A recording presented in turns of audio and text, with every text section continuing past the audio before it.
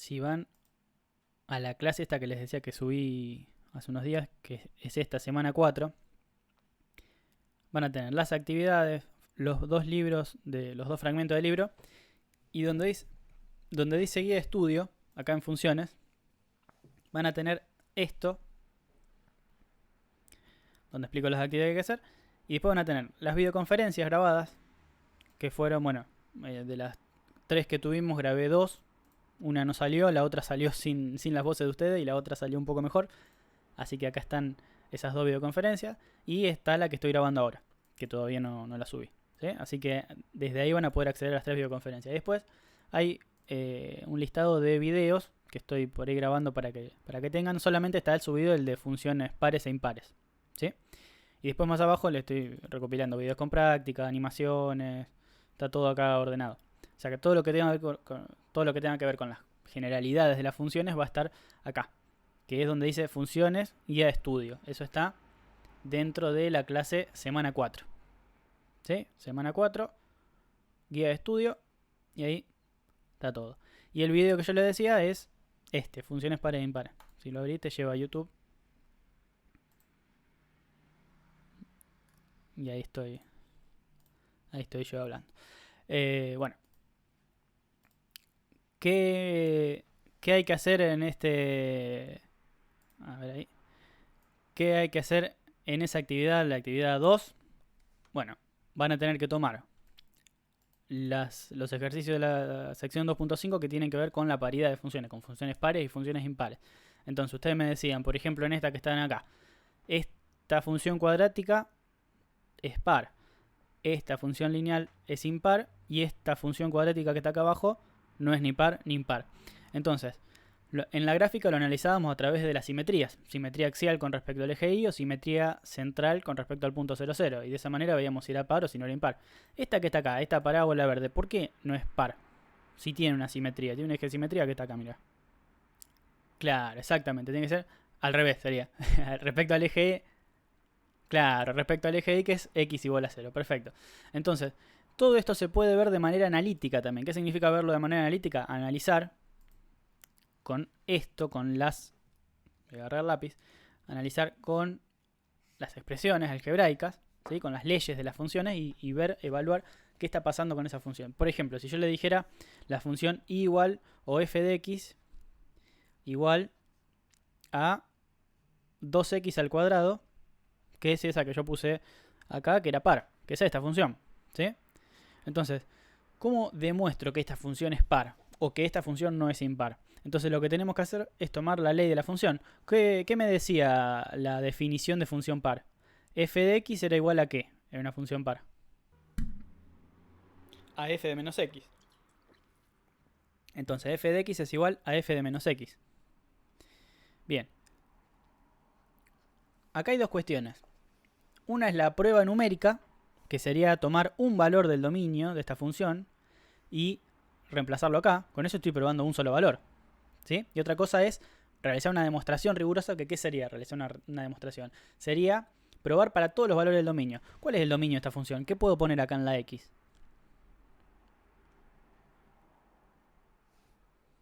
Todos los reales. En esta función puedo poner todos los reales. Cualquier real. Entonces, ¿qué tengo que hacer? Tengo que demostrar la ley para todos los x posibles. Les estaba diciendo, si ustedes quieren hacer una demostración, quieren demostrar que todos los reales cumplen con esto, tienen que dejar x. Si quieren hacer una prueba para probar que esta función no es, por ejemplo, impar, si yo quiero probar que no cumple con la definición, ahí me alcanza con una prueba numérica. Ahora vamos a ver un ejemplo. Entonces, primero, ¿cómo demuestro que esta función es par? Tendría que evaluar en todos los reales. O sea, tendría que decir f de x igual a f de menos x. Entonces, f de x es esto. ¿Sí? Tomo esa ley, que es 2x cuadrado, que eso es f de x, y lo tendría que igualar a f de menos x. Esto que estamos haciendo es una demostración por absurdo, es decir, arranco suponiendo que es verdadero y si no se cumple voy a llegar a una contradicción. Entonces, ¿qué sería f de menos x? Sería agarrar la ley de la función, que es esta, y en todos los lugares que diga x, le pongo menos x. ¿Sí? Entonces, ¿qué sería f de menos x? Acá, ¿qué pongo? Bien, 2 por menos x al cuadrado, ¿sí?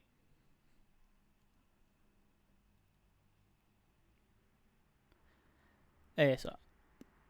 Parece una pavada, pero si no pongo los paréntesis lo convertí en resta. Y tampoco estoy incluyendo al menos en el cuadrado. Entonces, bien, acá me dice 2x cuadrado igual a 2 por menos x al cuadrado. Entonces lo que tengo que hacer es arrancar a trabajar algebraicamente con la ley esta. ¿Sí? Entonces, ¿qué puedo hacer? En primer lugar, puedo multiplicar por un medio ambos miembros. Entonces simplifico el 2. Me va a quedar que x cuadrado es igual a menos x al cuadrado.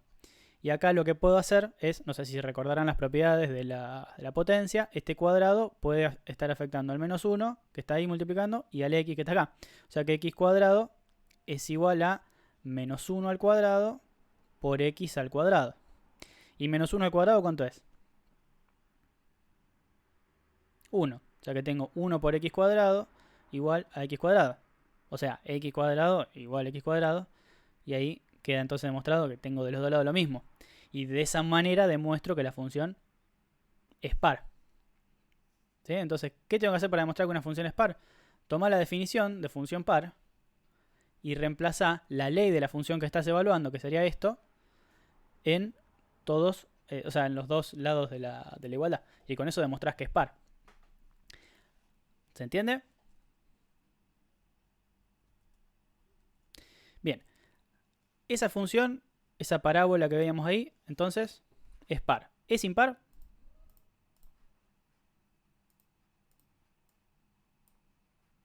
No es impar. Entonces, si yo pruebo la definición de función impar, debería darme una contradicción. ¿Sí? Ahora, yo le decía, por ahí es más fácil, en vez de probar con x, es más fácil probar con un valor numérico. Ponerle un número cualquiera de estos reales. Pero estaría probando un solo caso. Ahora, la definición me dice que se cumple para todos los casos. Entonces, si yo quiero probar que no es impar, puedo probar con un valor. Por ejemplo, yo puedo decir que x es igual a, qué sé yo, a 0, porque es fácil probar con 0. Entonces, yo agarro en la función f de x igual a 2x cuadrado, que era la que teníamos recién, y tomo x igual a 0. Y pruebo la definición de función impar. ¿Qué me decía la definición de función impar?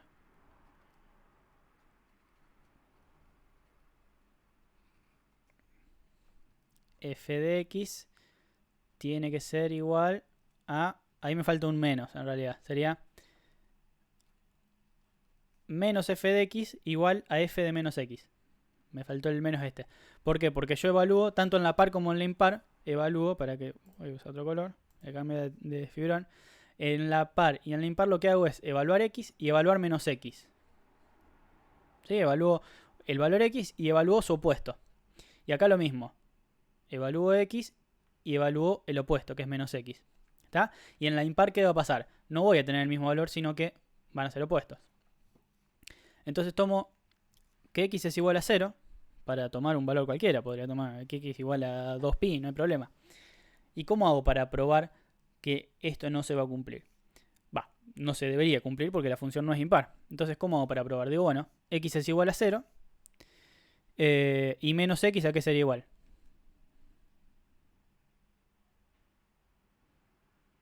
Justo, vamos a probar. Si yo digo x igual a 0 menos x, claro, menos 0 que es 0. Entonces, fíjense lo que pasa. Si yo pruebo f de x, o sea, f de 0, y pruebo a ver si es igual a menos f de menos 0, esto va a ser 0, porque acá si yo pongo 2 por 0 al cuadrado es 0, y acá esto es menos f de 0, o sea, esto también es 0. Entonces fíjense qué es lo que está pasando acá.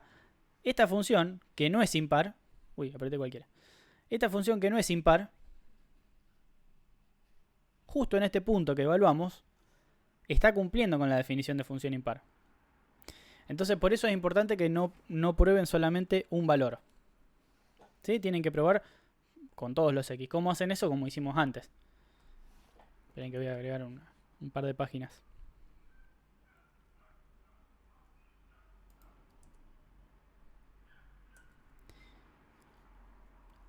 Entonces, ¿cómo hacen eso? Como hicimos antes. Decimos, en vez de poner... voy a escribir de vuelta.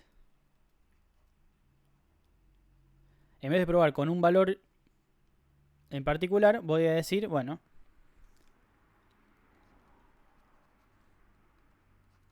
esta es la definición de función impar. F de x es 2x cuadrado. Menos f de x, ¿a qué sería igual?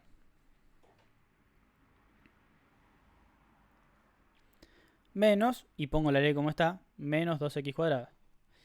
¿Y f de menos x a qué sería igual?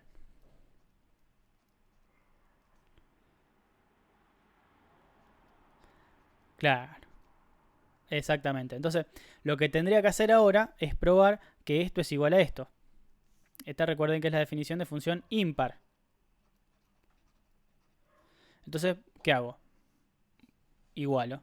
Menos 2x cuadrado igual a 2 por menos x al cuadrado. Y ahí trato de hacer lo mismo. Acá puedo aplicar la misma propiedad. Acá puedo multiplicar por un medio los dos miembros. Con eso voy a simplificar el 2. Me va a quedar menos x cuadrado. Y acá puedo hacer la distribución que habíamos hecho antes. Menos 1 al cuadrado por x al cuadrado. Menos 1 al cuadrado, ¿cuánto era?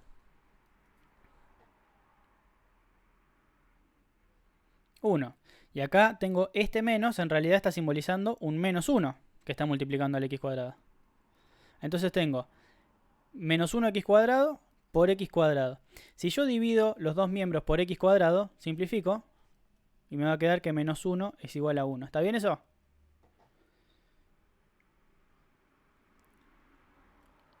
O sea, el procedimiento está bien, pero llegamos a una contradicción. Esto es falso. Entonces, si yo llego a algo falso, significa que lo que estaba planteado al principio no era correcto. Entonces, con eso estoy demostrando que la función no es impar. ¿Por qué no es impar? Porque, claro, porque llega a una contradicción. Esto acá se llama demostración por absurdo, que ya lo dije hace un ratito, pero no sé si se había escuchado. Que es suponer que algo es verdadero, entonces si lo pruebo, era verdadero. Si llega a una contradicción, es falso. ¿Está? De esta manera tenemos que trabajar para demostrar que una función es par o es impar. Bien, ¿dudas? Bueno, lo que van a tener que hacer entonces en esa actividad es realizar ejercicios de ese tipo. Alguna demostración o bien alguna interpretación gráfica, pero no más que eso. Ahora, vamos a suponer que yo tengo una función en la que estoy midiendo la cantidad de... Mi variable va a ser, en vez de x voy a poner t, porque es una variable de tiempo. Y es una función que está midiendo la cantidad de casos mundiales de COVID-19. Entonces va a tener esta forma. ¿Sí? Y voy a hacer otra función que me va a medir la cantidad de casos en, creo que Italia tenía más o menos a partir de este tiempo, vamos a ponerlo así. La cantidad de casos en Italia, que tiene esta forma en los últimos días. ¿Sí? Entonces, hay una función que es creciente y una función que es decreciente. ¿Sí? ¿Por qué es creciente? Porque a medida que pasa el tiempo va creciendo el valor, la cantidad de casos. ¿Sí? Y acá esta función es decreciente porque a medida que el tiempo avanza va decreciendo la cantidad de pasos. Entonces, cuando crece una variable, la otra crece. Y en esta, cuando crece una variable, la otra variable que es dependiente decrece. Entonces, esto es una función creciente. Y esta es una función decreciente. Les pregunto, ¿puede haber una función que sea creciente y decreciente a la vez?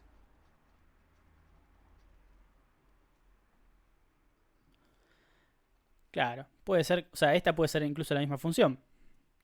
La parábola, exactamente. La parábola, por ejemplo, es una función que es creciente y es decreciente. O sea, en un intervalo es decreciente, porque acá baja. Y para allá es creciente, porque ahí sube.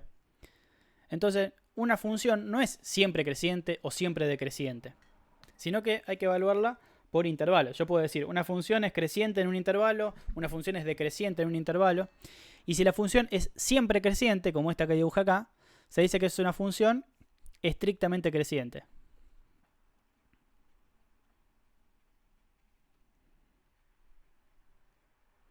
Y si una función es siempre decreciente, se dice que es una función estrictamente decreciente. Otra vez rayando la pared. La voy a tener que lijar. Decreciente. ¿Está? Ahora, si yo les digo que me definan esto con el lenguaje que venimos usando, el lenguaje simbólico, ¿cómo lo podríamos hacer esto? Porque ustedes fíjense que acá lo que está pasando es que a medida que t aumenta, que me voy moviendo más adelante en el tiempo, ¿qué pasa con f de t? O sea, el valor de i. Claro, cuando estoy aumentando t, f de t también está aumentando. Entonces, ¿cómo lo podríamos definir esto? Una función creciente. Yo voy a decir que una función es creciente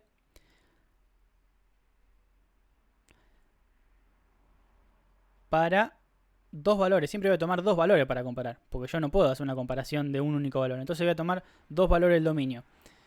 Si son valores del dominio y la función es en función de t, puedo decir, bueno, qué sé yo, t1 y t2. Si yo tomo un t1 que va a estar a la izquierda de t2, este que está acá se llama f de t1. Y este que está acá arriba se llama f de t2. ¿Hasta ahí vamos? ¿Cuál es más grande, f de t1 o f de t2? Claro, f de t2 es mayor que f de t1. Entonces de esa manera construyo la definición. Pero me falta un detalle, me falta decir que t2 está a la derecha de t1. ¿Cómo digo que t2 está a la derecha de t1? Porque si yo tomo el t1 acá, tomo cualquier punto del dominio y tomo el t2 a la izquierda de t1, esto va a cambiar. Ahí está. t2 es mayor que t1. O sea, ¿qué me está diciendo esto? Y que t2 va a estar a la derecha de t1. O sea, con esta indicación estoy diciendo, mirad, agarrá el t2 que vos quieras, pero que esté a la derecha de t1. O sea, que sea mayor que t1. Y lo que me faltaría indicar es quiénes son t2 y t1. t2 y t1 son dos valores cualquiera del dominio. ¿Está? Entonces de esa manera definimos función creciente. Vamos a pasar en limpio. Entonces, una función es creciente. Y dijimos que no va a ser siempre creciente, sino que la tenemos que pensar en intervalos. ¿Sí? Entonces voy a decir, una función es creciente en un intervalo. Y el intervalo lo denominamos con letras minúsculas, ¿sí? AB. Si tomo un T2 mayor que T1, ¿sí? Y T2 y T1 tienen que estar ¿en dónde? O sea, este T2, si yo tengo la función, lo voy a hacer acá chiquitita. Yo voy a decir, es una función que es creciente. Va para arriba. Y yo estoy evaluando de acá hasta acá, que es el intervalo AB. ¿Dónde puede estar el T1 y el T2 que voy a tomar? ¿Puede estar acá, por ejemplo? Claro. Entonces, con T1 y T2 pertenecientes al intervalo AB, ¿sí? Entonces, si para todo T2 mayor que T1, con T1 y T2 pertenecientes al intervalo AB, ¿qué es lo que va a pasar? Que F, lo que me dijeron ustedes acá, esto es lo que tiene que pasar. Que F de T2 va a ser mayor que F de T1. F de T2 va a ser mayor que F de T1. ¿Sí? Esta definición es la definición de función creciente. Fíjense que no se ve muy linda así, pero en realidad me está diciendo eso. ¿Sí? Voy despacito para que tratemos de entender un poco la notación, para que le agarren la mano más fácil, pero en realidad lo único que me está diciendo es que si tomás en un intervalo AB un T1 cualquiera y un T2 cualquiera, con el T2 que esté a la derecha de T1, si la función es creciente, siempre va a pasar esto. Siempre va a pasar que f de T2 va a estar arriba del f de T1, porque la función fue para arriba, creció. ¿Qué cambiarían si la función es decreciente?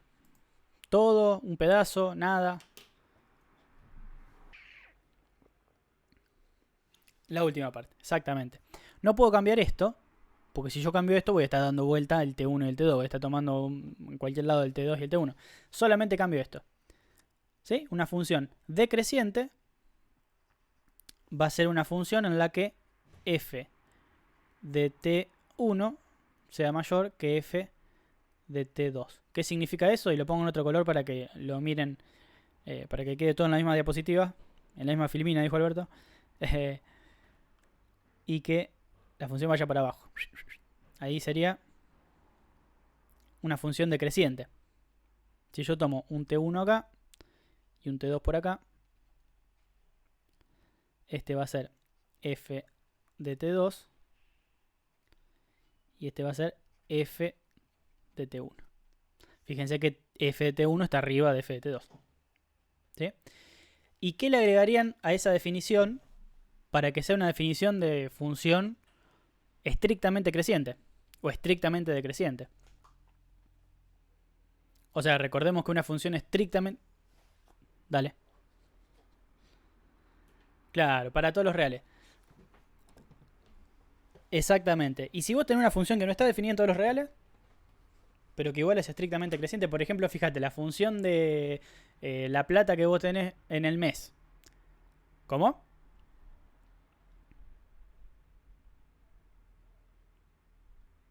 Ahí está, perfecto. Sería en el dominio. ¿Sí? Entonces, una función es decreciente en un intervalo AB, si T2 mayor que T1, con T1, con esto de abajo, y es estrictamente creciente o estrictamente decreciente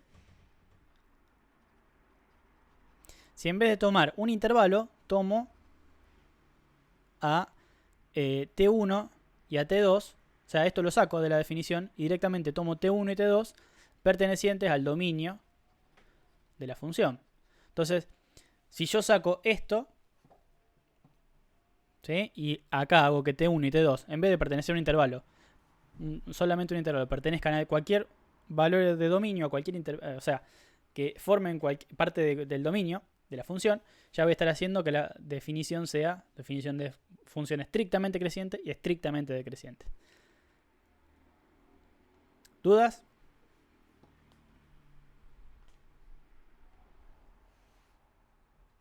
Bueno, o sea, no es difícil. Perfecto, no es difícil de entender, pero o sea, si lo leen por ahí en el libro y ven la definición nomás, es medio complicado de entender sin una explicación. Bueno, ¿cómo se llama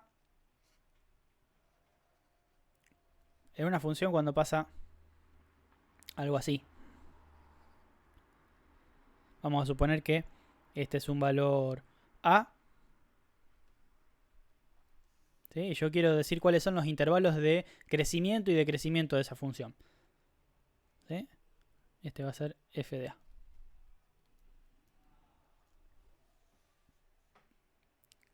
Primero, es creciente, decreciente, estrictamente decreciente.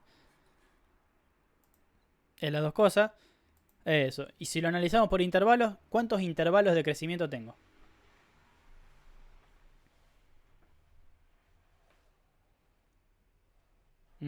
Y claro, tengo un intervalo que va desde menos infinito hasta A. Fíjense, ojo, que estoy buscando valores del dominio. No digo desde menos infinito hasta f de A. No la analizo verticalmente, sino que la analizo horizontalmente. ¿Por qué hago eso? Porque lo que está en el eje de las abscisas es lo que yo puedo poner en la entrada de la función. Acuérdense que la función era como una maquinita que la variable que yo puedo controlar es x. Entonces, o la variable de entrada, depende. Pero lo que yo puedo controlar es esto. Entonces, por eso siempre analizo los valores de entrada. Desde menos infinito hasta A, ¿qué es lo que hace la función? Crece, decrece, es constante. La función crece. Entonces, desde menos infinito hasta A, tengo un intervalo, que le voy a poner con letra mayúscula, voy a poner I1. Tengo un intervalo. Y después tengo otro intervalo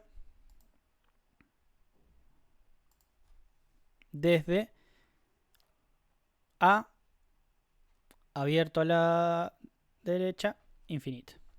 Este se va a llamar I2. que es el intervalo en el que pasa esto. Entonces, podemos decir que, una vez que definimos los dos intervalos, en I1, f de x, ¿crece o decrece? Crece. Y en I2, f de x decrece.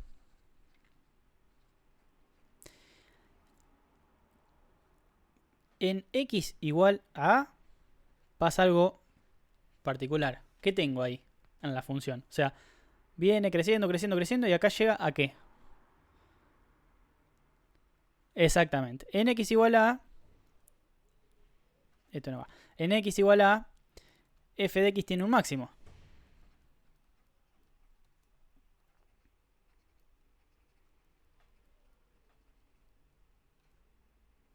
¿Sí? En f de x igual a... en x igual a f de x tiene un máximo.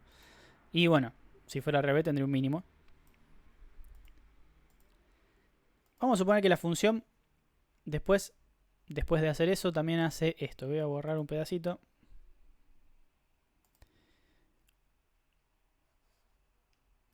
¿Sí? Acá antes hacía esto. Toma un valor más grande. ¿Sigue siendo máximo este?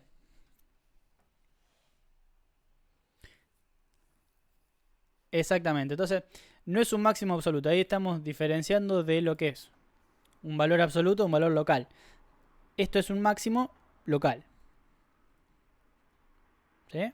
O relativo. Entonces, una función puede tener más de un máximo, más de un mínimo. Si es el máximo, el mayor de los máximos, o sea, es decir, la función no toma nunca un valor mayor que ese va a ser el máximo absoluto. Si la función toma otros valores, es un máximo relativo. Y vamos a suponer que acá ahora no tengo este máximo, sino que la función hace algo como esto. Vamos a suponer que la función hace algo así. Y se va para arriba y crece indefinidamente. O mejor dicho, decrece indefinidamente porque viene de izquierda a derecha. Pero hace esto. Ya no tengo más ese otro máximo. ¿Sigue siendo un máximo local este? Sí. Sí, porque en este intervalo desde acá hacia adelante, este es el máximo. ¿Sí? Y así fuera un pedacito así chiquitito, no importa, porque eso vos lo podés ampliar y es enorme. Digamos, eso de chico o grande es relativo acá en cálculo. Entonces, si existe un intervalo para el cual la función tiene un máximo, ese máximo, por más chiquito que sea, va a seguir siendo máximo en ese intervalo. Entonces, acá la función tiene un máximo local. Al parecer no tiene máximo absoluto, pero sí tiene un máximo local acá. Bien, eso en cuanto al crecimiento. De las funciones que habíamos visto, por ejemplo, las funciones lineales, que vimos que son las que están formadas por una línea recta, ¿tienen máximo? ¿Tienen mínimo? No, porque una función que o crece o decrece. Por ejemplo, en una función lineal puedo tener esto así, o puedo tener esto así para abajo, o puedo tener esto así. Entonces las funciones estas, las lineales,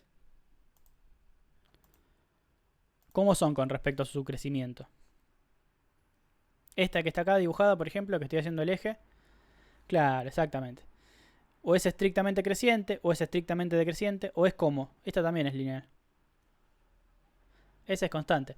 Entonces las funciones lineales son estrictamente crecientes, estrictamente decrecientes, o bien son constantes.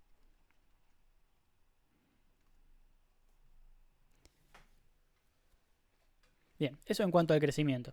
Por ahí lo más difícil de entender en este caso son las definiciones. ¿Alguien necesita que escriba las otras definiciones o se entiende de esta manera? Esto de todas maneras está en los libros, pero me pareció que teníamos que trabajar juntos la notación. Bueno, ¿cómo se llama en una función? Una función cualquiera. La intersección con el eje de ordenadas, es decir, esta en este caso.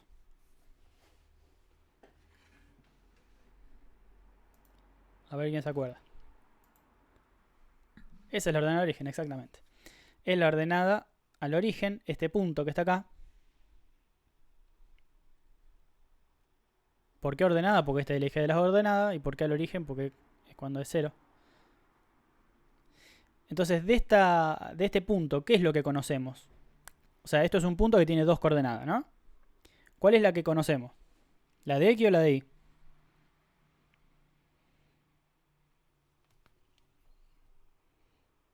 Exactamente. La de X es 0 y la de Y en, qué sé yo, no sé, A, que es este valor. ¿Sí? ¿Cómo se llama este otro valor de intersección con los ejes? Que en este caso tengo uno solo. Raíz o 0. Perfecto. ¿Es una raíz o es un 0 de la función? Hermosa tu letra. ¿Qué conozco de este punto? Porque este punto también tiene dos coordenadas. Tiene coordenadas en X y en Y. ¿Qué es lo que conozco?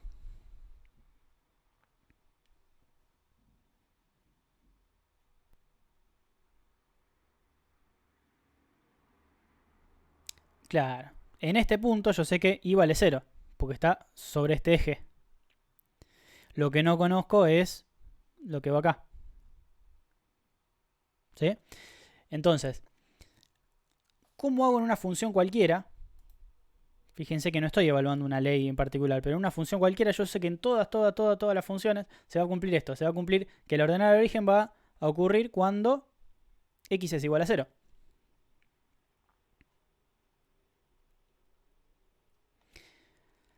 Entonces, ¿cómo hago para calcular la ordenada de origen de cualquier función? Recuerden que la función es una maquinita en la que yo le pongo una entrada y me va a devolver una salida. Entonces, voy a hacer que x sea igual a 0. Entonces, la ordenada del origen de cualquier función va a ser f en 0. De esa manera calculo la ordenada del origen. ¿Por qué f en 0? Y porque f en 0 sería lo mismo que decir x igual a 0. Y lo que estoy calculando es este valor, el de salida. Ahora, ¿cómo calculo una raíz? ¿Qué tendría que hacer?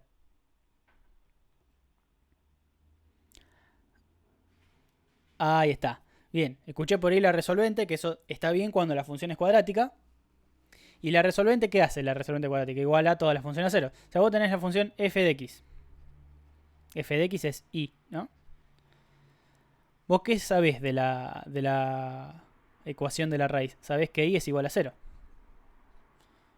Que esta coordenada es igual a 0. X no lo conoces. Y es igual a 0. Entonces, ¿qué haces? Decís, bueno, igualás f de x a 0.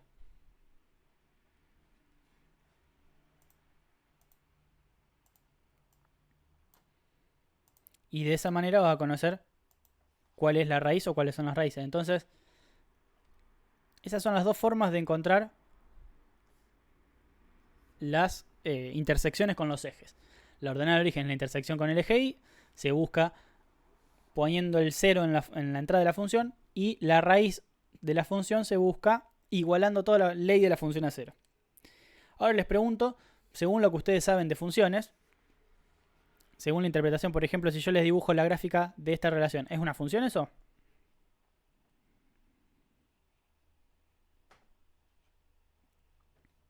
Esta que está acá, la 1. Esa.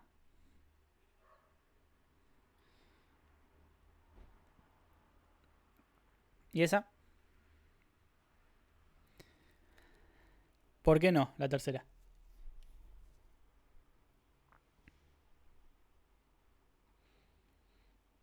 Exactamente. Entonces, esta no es función porque tengo para un valor de entrada más de una salida.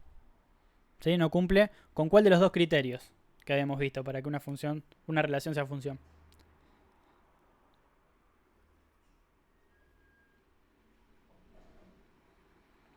Claro, eso se llamaba, no sé si se acuerdan, criterio de unicidad. ¿Esta que está acá es función o no es función? La 2.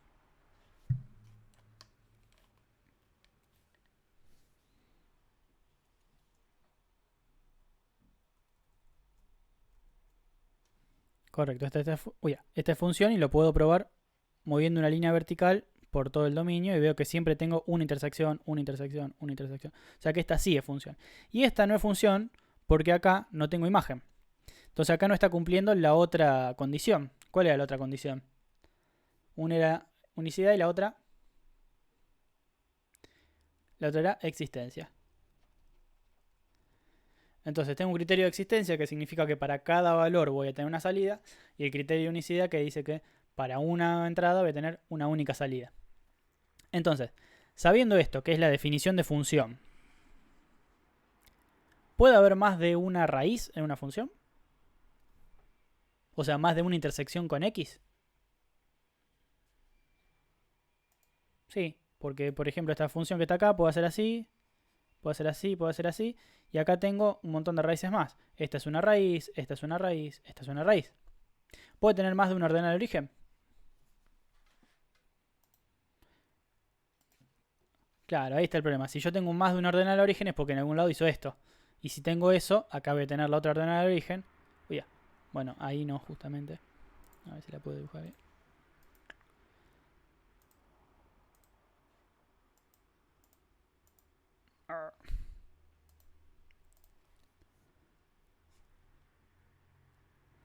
Ahí voy a tener otra ordenal de origen, pero esto no va a ser función.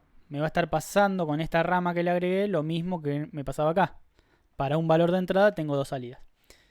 Entonces, como conclusión podemos decir que la ordenada del origen es única.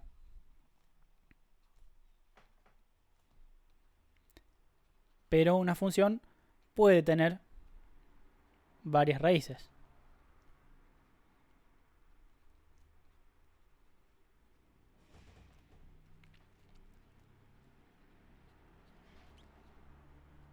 Entonces, en esta función que voy a poner una fácil, ¿cómo calculo la ordenada del origen? ¿Y cómo calculo cómo calculo la raíz de esa función? Vamos con la ordenada primero.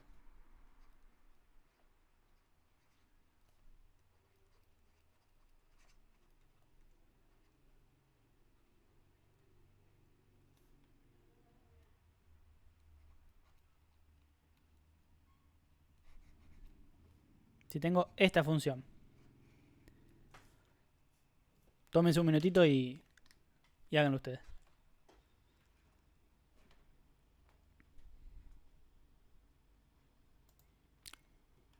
Bien. ¿Cómo hiciste?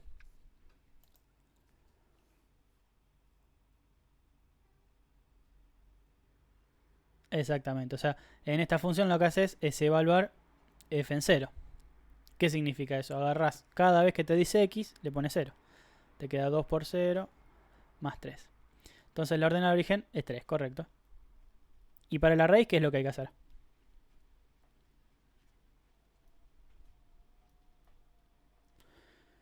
Claro. Exactamente. Entonces, lo que tengo que hacer es igual a 0. Entonces me queda que 2x más 3 es igual a 0. ¿Cómo me saco de encima este 3? Jaja, está entrenado, bien. Menos 3. Y ahora este 2.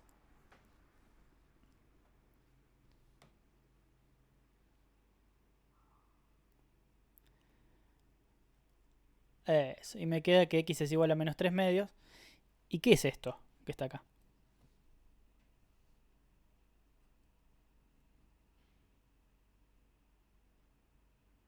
Bueno, lo digo yo. La raíz de la función es menos 3 medios.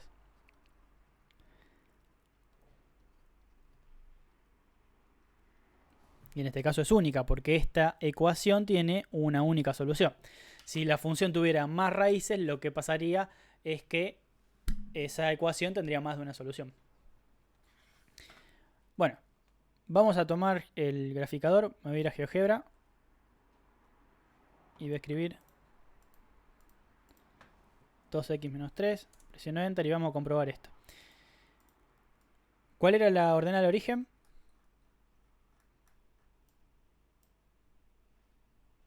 menos 3. Ah, pero acá era 2x más 3. Ahora sí. La ordenada del origen, habíamos dicho, es esta, es 3. Están viendo GeoGebra ahí, ¿no?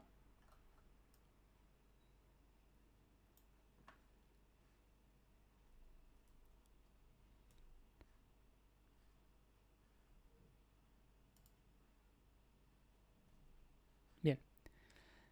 Entonces, la ordenada del origen va a estar acá. Va a ser esta coordenada.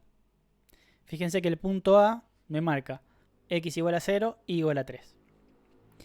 Y habíamos dicho que la raíz era menos 3 medios, es decir, menos 1,5.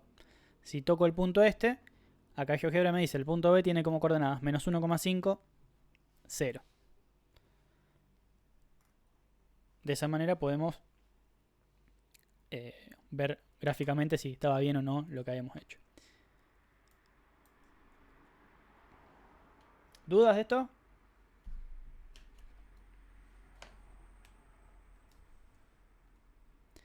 Bueno, última cosita que les explico hoy.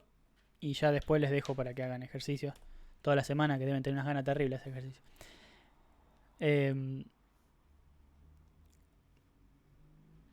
Vamos con una definición. Vamos a hacer al revés. Hoy partí de la explicación y construimos juntos la definición. Vamos a hacer al revés ahora. Les doy la definición y vamos a tratar de interpretarla para llegar al concepto. Entonces, función sobreyectiva. Una función es sobreyectiva cuando se cumple, no voy a escribir todas las condiciones, ya se las estoy diciendo. Una función que va de real en real va a ser sobreyectiva cuando el codominio de la imagen, cualquier cosa, el codominio de la función sea igual a la imagen de la función. Esto es igualdad de conjuntos, es decir, cuando dos conjuntos serán iguales, no, o sea, no estoy diciendo un número igual a otro, ¿sí? Estoy diciendo un conjunto es igual a otro. ¿Cuándo un conjunto es igual a otro? Cuando tiene los mismos elementos. Por ejemplo, este conjunto A y este conjunto B son iguales porque tienen los mismos elementos. Entonces, esto es un conjunto y esto es otro conjunto. ¿Cómo interpretamos eso? O sea, ¿cuándo una función va a ser sobreyectiva entonces? ¿Qué diferencia había? O sea, si tengo que pensar que la función va a ser sobreyectiva cuando estos dos conjuntos sean iguales, tengo que pensar qué diferencia hay entre esos dos conjuntos. Que yo la remarqué bastante en las dos clases anteriores. ¿Cuál es la diferencia entre codominio e imagen?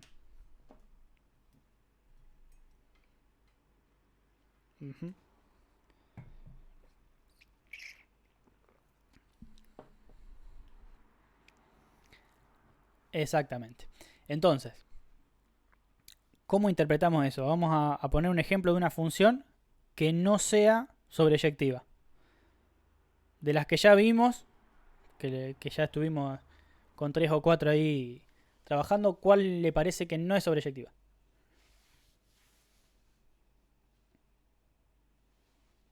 Claro, una función cuadrática tiene esta forma, una parábola, y la imagen de esta función, si esto es, no sé, qué sé yo, A, ¿cuál es la imagen de esa función? O sea, ¿qué valores toma la salida de la función? De menos infinito a A. Y si no me dicen nada, el codominio va a ser todos los reales. Vemos que son distintas. Esto es distinto de esto. Entonces, la función f de x no es sobreyectiva. Una función que sí sea sobreyectiva.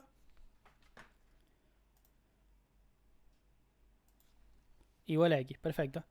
Igual a x, que la veíamos como una línea recta, es una función lineal, es la función afín de hecho. ¿Tá? Y acá vemos que el codominio de esta función, ¿cuál es?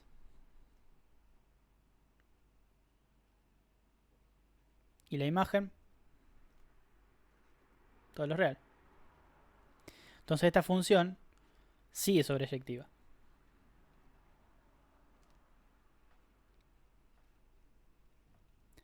podríamos decir que si es sobreyectiva, en el codominio no me va a sobrar ningún valor. Por ejemplo, si yo tengo acá el 5 y este 2 está relacionado con el 4, el 3 con el 3 y el 4 con el 2, esta función no es sobreyectiva porque este valor está en el codominio, pero no está en la imagen. En una función sobreyectiva todos los valores están tomados. Todos los valores del codominio están tomados por la función.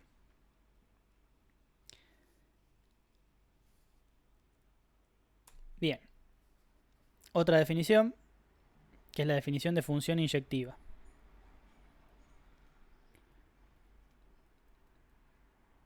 A ver cómo hacemos. Vamos a decir que para todos A y B pertenecientes al dominio de la función,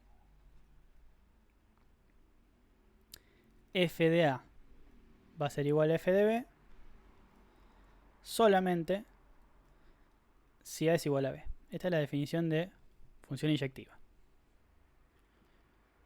Me comí una C ahí, inyectiva. Inyectiva. Bueno, ¿cómo interpreto esto? Entonces vamos por partes. Dijo Jack el Destripador. ¿Qué valores? ¿Qué sería esto? A y B. Serían dos valores del dominio cualquiera. ¿Sí? Puedo tomar este y este. Son valores que van a estar acá, en el eje de las X. Para esos dos valores voy a tener una salida. Por ejemplo, si esta función hace algo así, este va a ser f de A y este que está acá va a ser f de B. ¿Sí? Ahí en ese caso coinciden f de A y f de B. ¿Estamos de acuerdo? Esperen que vea. Ahí me coinciden f de A y me coincide f de B. Acá me dice que f de A va a ser igual a f de B solamente si A es igual a B. En este ejemplo que yo dibujé, ¿A es igual a B? No. Entonces esta función ¿es inyectiva o no es inyectiva? No es inyectiva. No es inyectiva, ¿por qué? Porque para un valor de salida dado, que sería este, tiene dos valores posibles de entrada. Una función que sí puede ser inyectiva es, a ver, una función, por ejemplo, estrictamente creciente. Esta que está acá. Si yo tomo una cualquiera, como f de A va a tener este número que es, qué sé yo, menos 2. Y si tomo un B cualquiera por acá, como salida va a tener 2 positivo. Son distintos. Ahora, si yo dejo el A fijo y empiezo a mover el B, ¿cuál es la única posibilidad de que sean iguales los valores de salida? Que el f de A sea igual al f de B.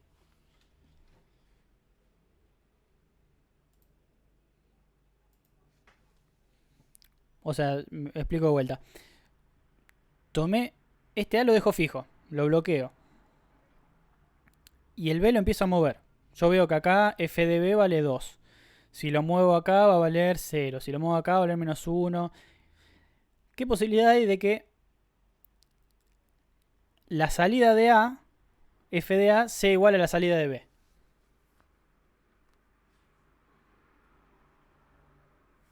Si alguien tiene el micrófono prendido y fuerte la compu. Si lo pueden silenciar. A ver. Ahí me parece que está, ¿no?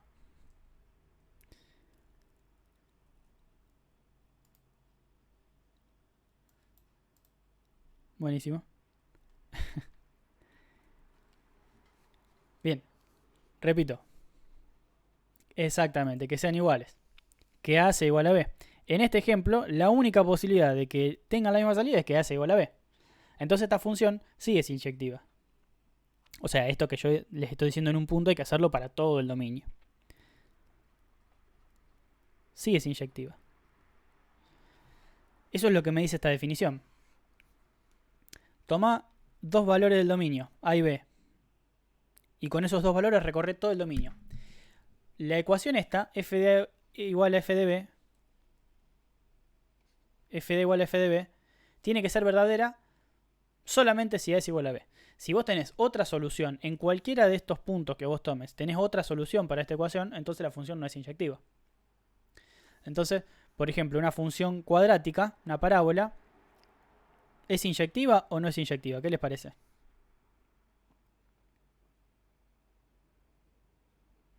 No es inyectiva, porque si tomo este valor de salida, ahora hacemos al revés, en vez de pensar en la entrada, pensamos en la salida de la función. Si tomo este valor de salida, que es, qué sé yo, 2, voy a ver que ese 2 lo puedo obtener con dos valores de entrada. Con este, que es, no sé, menos 5, pero también lo tengo que obtener, lo voy a obtener con este que es, si no está centrada, a ver, vamos a poner 4. ¿Sí?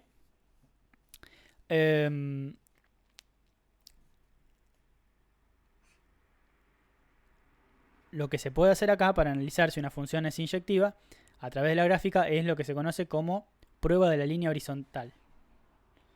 Para ver si una relación a la función usábamos la prueba de la línea vertical. Ahora, para ver si una función es inyectiva o es sobreyectiva, usamos la prueba de la línea horizontal. ¿En qué consiste esto? Agarrás la función y decís, bueno, la voy a recorrer. Vamos a hacer así.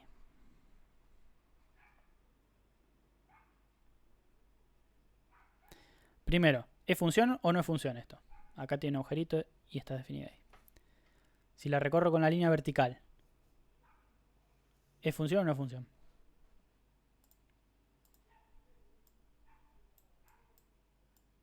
Sí, es función. Ahora la voy a recorrer con una línea horizontal. Suponiendo que eso es horizontal. Ahí, ¿cuántas intersecciones tengo con la función? Una sola. Bueno, la empiezo a desplazar hacia abajo. Y la desplazo por todo el codominio. ¿Sí? Por el codominio. Si en algún lado tengo más de una intersección, como acá,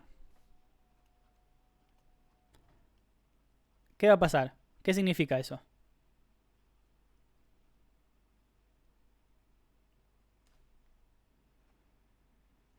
O sea, tengo más de una intersección. ¿Qué significa? Tengo 1, 2, 3 f de A que van a tener una misma entrada. Distintas entradas.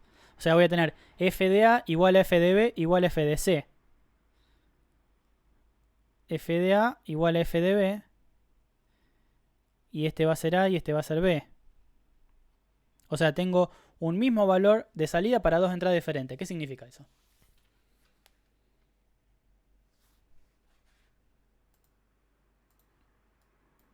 De lo que estuvimos viendo recién.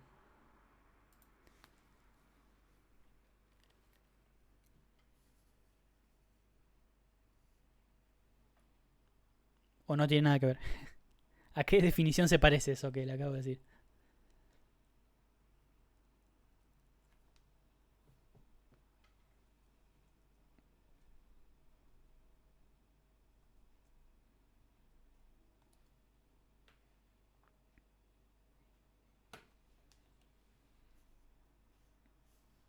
Bueno. Repito, tengo una línea horizontal, es decir, que es paralela a qué eje.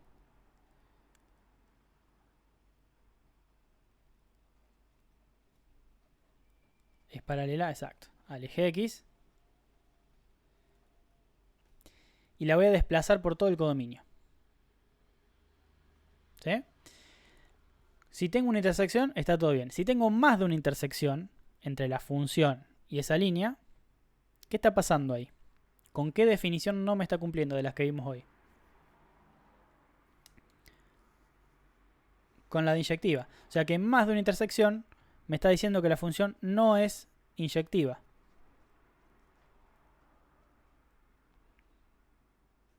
Sigo trazando líneas y llego acá. Dijimos que esto era función, pero justo en ese punto tengo 0 intersecciones con la gráfica. Si tengo 0 intersecciones con la gráfica, en algún punto, eso indica que estoy en un valor del codominio que no está en la imagen. Porque si tuviera imagen, en ese punto estaría tocándome con la función. En ese punto tengo codominio, pero no tengo imagen. ¿Qué significa esto? Que la función no está cumpliendo ¿con qué? Con la definición de sobreyectividad, perfecto. O sea que la función no es sobreyectiva. Uy, me quedé sin tinta.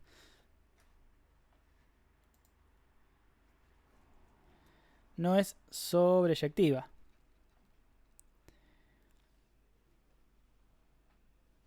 Bien, esto se llama prueba de la línea horizontal.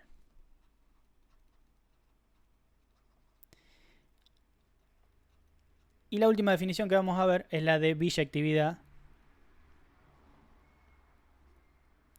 Que una función va a ser biyectiva si es inyectiva y es sobreyectiva a la vez. O sea que va a ser las dos cosas al mismo tiempo. ¿Cómo la interpretamos en la gráfica? La prueba de la línea horizontal me tiene que dar que siempre voy a tener una única intersección. Hermoso.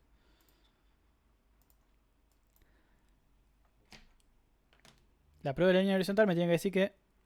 A ver ahí si sale.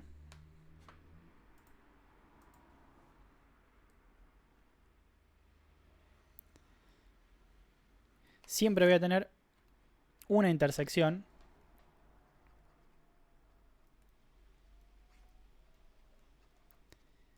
entre la gráfica de la función y la línea.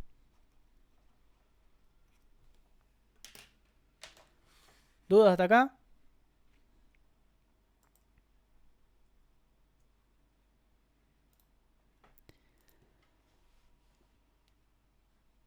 Bueno.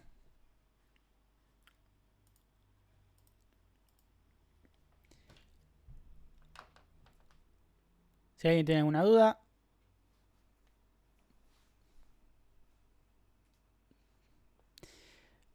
Perfecto. A ver. Voy a cortar la grabación.